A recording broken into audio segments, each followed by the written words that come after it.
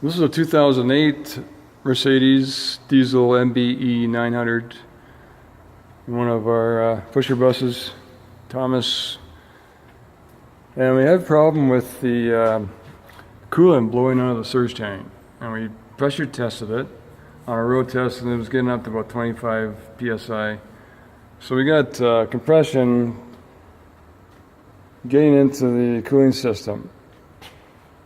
And also, we tested the EGR cooler, since there's a pretty good volume exhaust going through the cooler and the coolant core. And we've had issues with international diesels, but this cooler is we pressure tested it and it's okay. So first step, we wanted to check the health, the compression. So we pulled all the injectors and used the compression tester. It's just a dummy plug that goes in the ejector bore, and there's a gauge.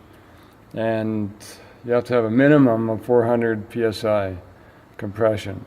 And we got 400 psi across the board. So the engine is healthy.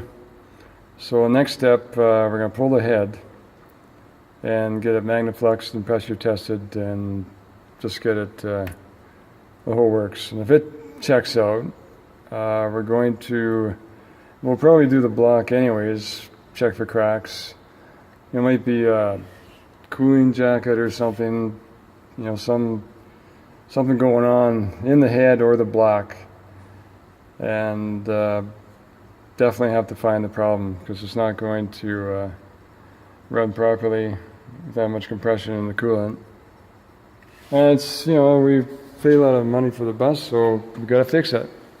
It's a lot of labor and some parts. You got to make a bit of an investment and send the head out to the machine shop and let them do their thing. I want to be careful before we put it all together, make sure everything's healthy. And once we reassemble everything, we'll know right away. As soon as we climb a hill, we'll know if it's 100%.